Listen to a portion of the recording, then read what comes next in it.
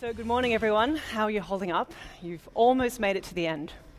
So my name is Kate Crawford, and I was invited to speak with you today about how big data may not be giving us the whole picture. And in fact, we may be getting drawn in to particular kinds of algorithmic illusions.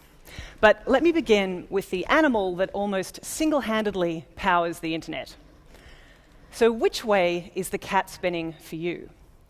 What we know is that on average, around 2/3 of you are seeing this cat spinning clockwise. Around 1/3 of you will see the cat spinning counterclockwise. Some of you will actually be able to change the way the cat is spinning as you're looking at it. But if you're like me, you'll need to close your eyes, imagine the cat spinning in the other direction, and reopen your eyes and see if you can make it switch. This is called a silhouette illusion. And it's a kinetic, bistable optical illusion that was first designed in 2003. The reason it works is that it lacks visual cues for depth. So without cues for depth, our brain fills in the missing information and assumes a direction, which, for those of us who read from left to right, will tend to be clockwise. So what this and other classic optical illusions remind me of is that things can be seen differently.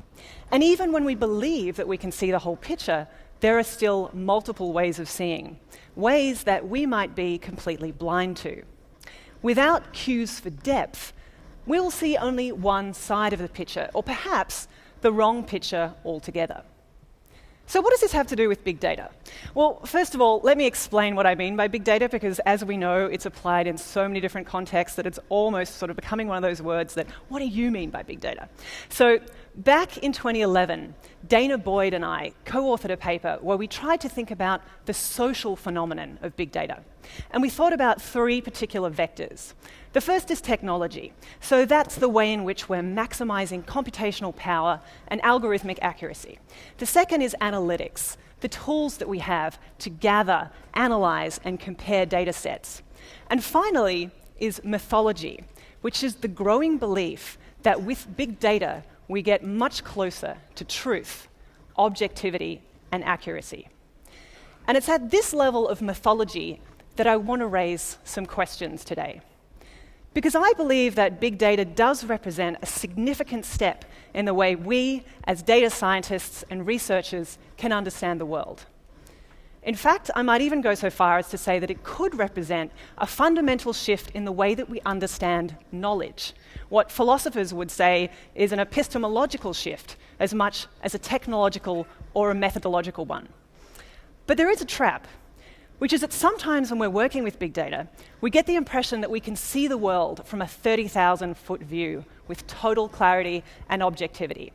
And as Admiral Akbar would say, this is a trap. And it's a trap for 3 reasons that I want to talk about today. The first is bias, because many data sets have an inherent bias in them. And if we're not on the lookout for it, we can be seriously caught. The second is signal. When big data tries to reflect the social world, there will be some people who are not represented, creating a serious signal problem.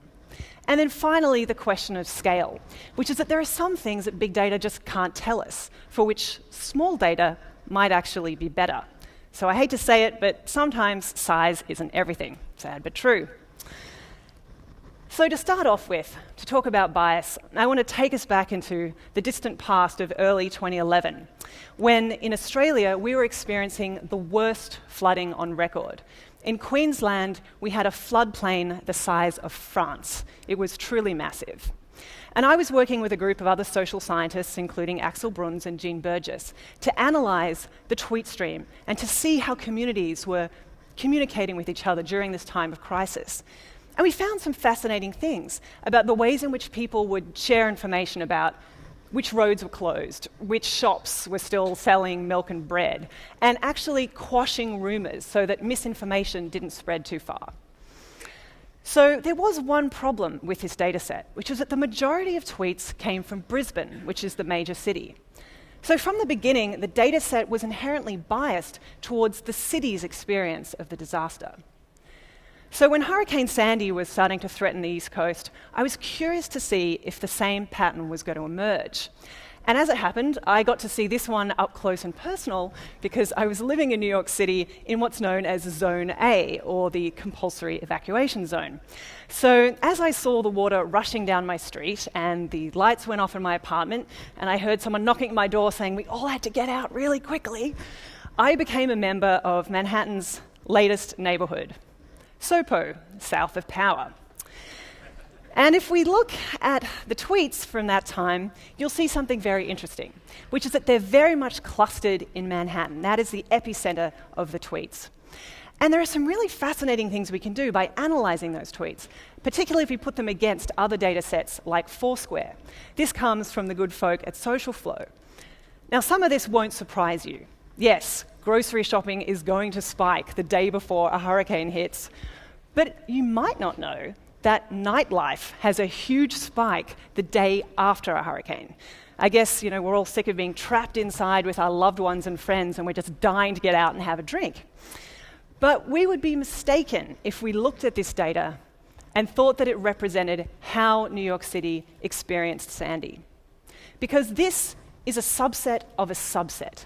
We know that only 15% of Americans are actually using Twitter, and even less are using Foursquare. And if we look at the worst hit areas, like Coney Island or Breezy Point or the Rockaways, you'll see very little data is actually coming from those regions.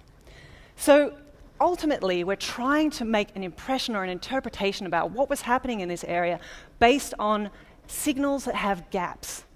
So to make statistical claims or an interpretive picture around a data set, we need to know where the data is coming from and to think about who it represents. That means accounting publicly for the weaknesses in our data and the impact of how we prepare and clean our data, and also the cognitive bias that we bring as interpreters of data. As Jeff Bowker, I think, put it beautifully in 2005, raw data is both an oxymoron and a bad idea. I think the answer to this is to recognize that data is always embedded in a context. And in understanding that context, we can begin to see its limits and its biases. Most social data sources actually lack cues for depth, even when they present us with a strong illusion that we have the complete picture.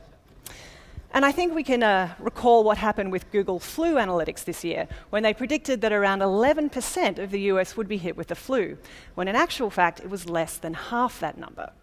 So this is what happens when we take a data set and we don't read it in a deeper context, say with the CDC's data. Then we can get a seriously mistaken impression.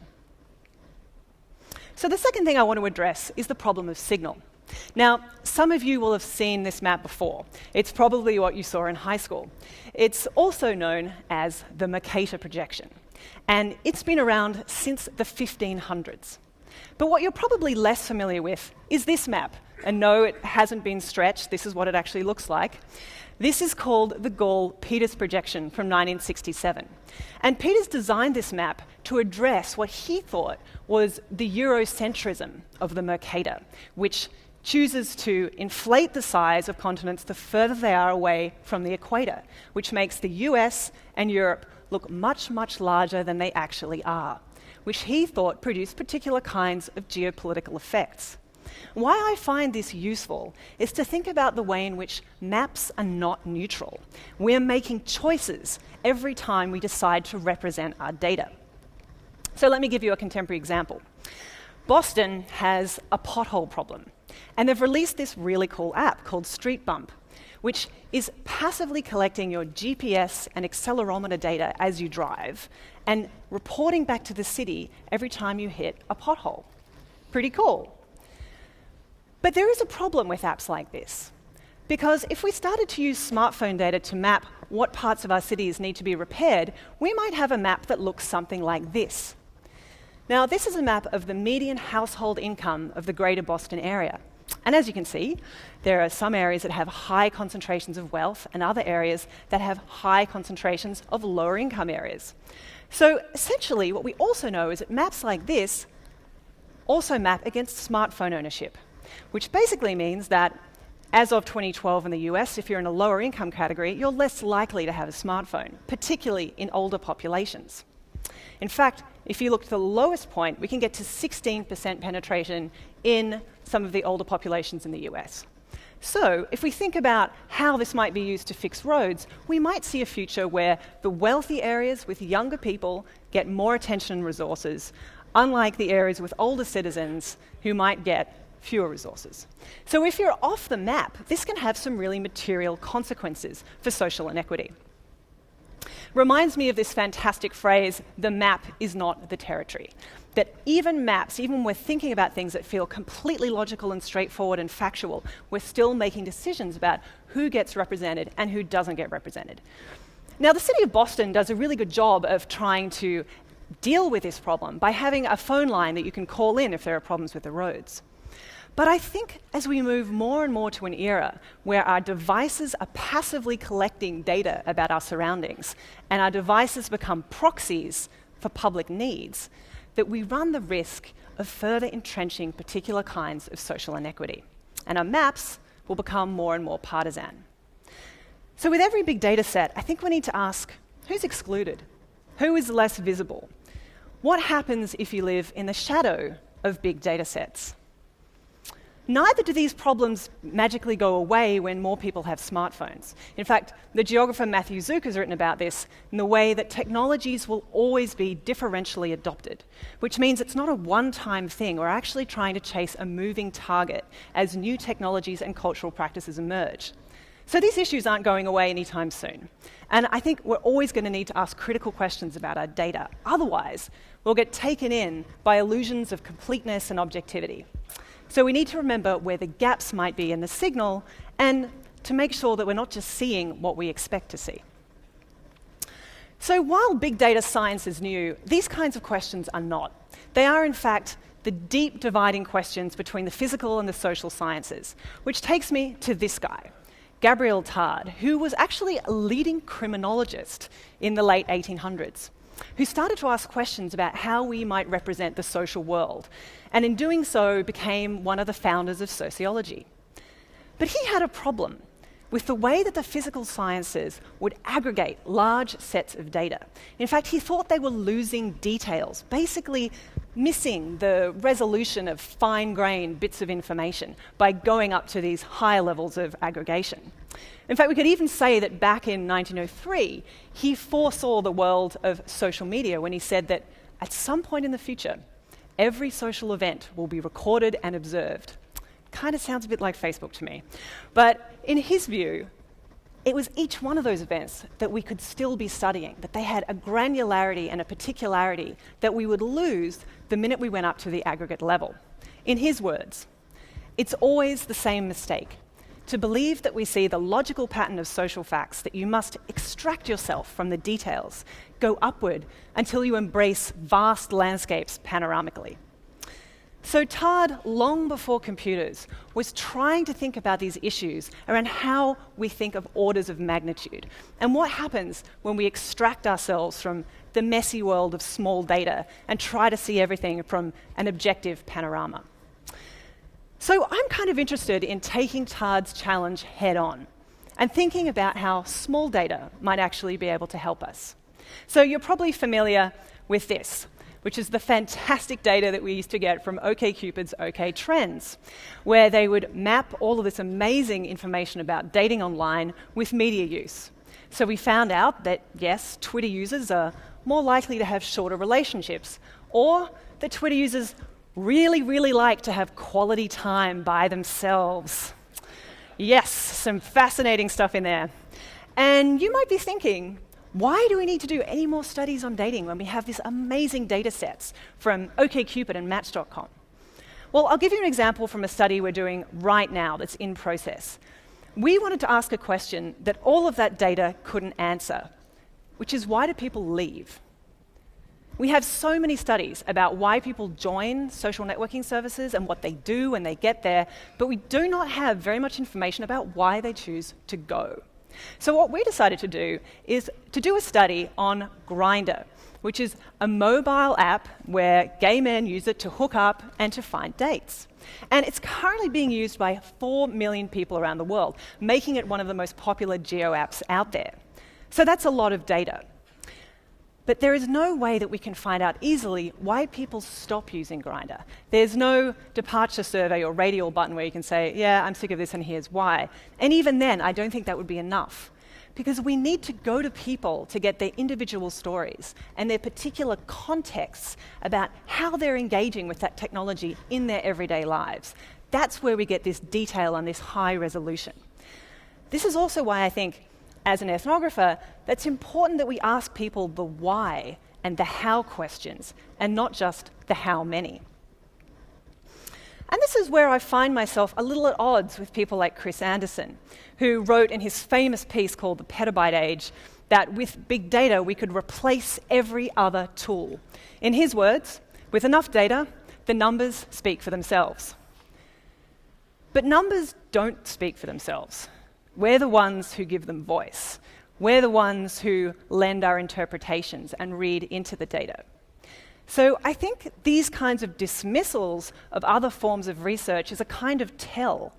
It represents a scary future where we're putting on blinkers and only thinking about the big data answers to our questions. That, to me, represents a possible kind of epistemological blindness. So if you're only seeing the cat spin in one direction, this can actually represent a set of problems for you, particularly if you're making business decisions based on that data or public spending decisions.